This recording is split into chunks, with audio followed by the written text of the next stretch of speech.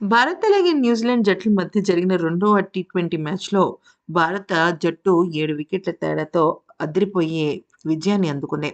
అయితే న్యూజిలాండ్‌తో 5 టీ20ల సిరీస్‌లో భాగంగా రాయ్‌పూర్ వేదికగా శుక్రవారం జరిగిన మ్యాచ్‌లో టీమిండియా 7 వికెట్ల తేడాతో గెలుపొందిన తర్వాత ఇక భారత జట్టుకి ఇది నిజంగా చెప్పాలి అంటే సూపర్ డూపర్ ఎలివేషన్ అని చెప్పాలి. ఎందుకంటే వరుసగా 2 టీ20 మ్యాచ్‌ల్లో గెలవటం, ఇంకా మిగిలిన ఒక్క టీ20 మ్యాచ్‌లో గెలిస్తే భారత జట్టుకి ఈ సిరీసే దక్కటము, మంచిగా అంటే వన్ డే సిరీస్ ఓడిపోయిన తర్వాత టీ20 సిరీస్ గెలవటం అనేది నిజంగా చాలా అంటే చాలా బూస్ట్‌గా ఉంటుంది. పైగా టీ20 వరల్డ్ కప్‌కొచ్చే ముందు న్యూజిలాండ్ జట్టుకి ఇది ఒక పెద్ద దెబ్బనే చెప్పొచ్చు. అయితే ఇక ఈ మ్యాచ్ అనంతరం మాట్లాడిన ఆ జట్టు కెప్టెన్ అయిన మిచెల్ శాంటర్ ఏమన్నాడంటే, భారత బ్యాటర్ల విధ్వంసం ముందు తమ బౌలర్లు తేలిపోయారని అంగీకరించాడు. తాము ఇంకాస్త కట్టడిగా బౌలింగ్ చేయాలని, బ్యాటింగ్‌లోనూ ధాటిగా ఆడాల్సిందని అభిప్రాయపడ్డాడు. భారత జట్టుపై లక్ష్యాన్ని కాపాడుకోవాలంటే 300 పరుగులు చేయాలేమో అనిపించింది. అవి కూడా సరిపోతాయేమో అన్న గ్యారంటీ అయితే లేదు. అవి ఇంకా టీమిండియాకు మంచి బ్యాటింగ్ డెప్త్ ఉంది. పిచ్ కూడా బ్యాటింగ్‌కు అనుకూలంగా ఉండడంతో తొలి బంతి నుంచి అటాకింగ్ అప్రోచ్ కనపడింది భారత్ నుంచి. ఇక ప్రతి బ్యాటర్‌కు స్వేచ్ఛగా ఆడే వెసులుబాటు ఉంది. మేము వీలైనంత వరకు భారత బ్యాటర్లను కట్టడి చేయాల్సి వచ్చింది. మరోవైపు మేము 210 పరుగులు చేశాము అంటే 208 పరుగులు చేశాము అంటే అది చాలా మంచి స్కోర్ టీ20లో అనుకున్నాం. కాబట్టి మేము ఇంకాస్త ఆహ్, బ్యాటింగ్ దూకుడు పెంచాల్సిన అవసరం లేదనుకున్నాం.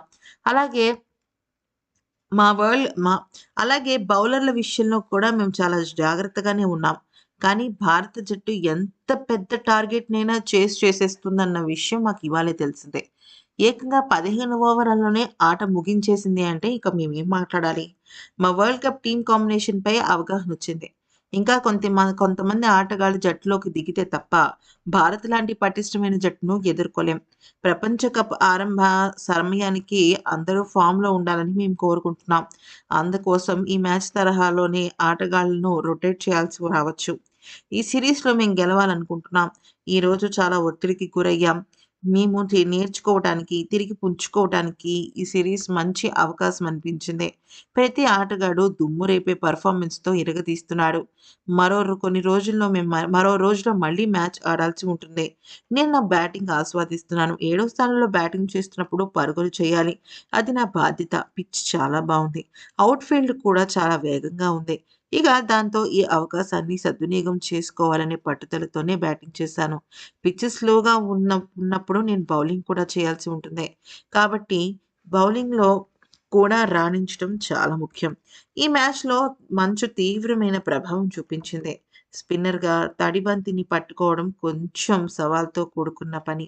కానీ ఇక్కడ మిగిలిన చోట్ల కంటే కొంచెం చలి ఎక్కువుంది. మేము ఈ కండిషన్స్‌కు అలవాటు పడి తదుపరి మ్యాచ్ ప్రభావం ఎలా ఉంటుంది? ఏంటి? అని దానిపైన పూర్తి స్థాయి ఎనాలిసిస్ చేసిన తర్వాత ముందుకు సాగుతాము అంటూ మిషెల్ శాంటన్ చెప్పుకొచ్చాడు.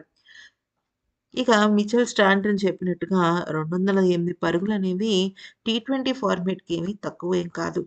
కానీ భారత ఆటగాళ్ళు చాలా అవలీలగా అంటే 15 ఓవర్‌లలోనే మొత్తం సాధించేశారు. ఇంక అంతకు మించి ఏం కావాలి?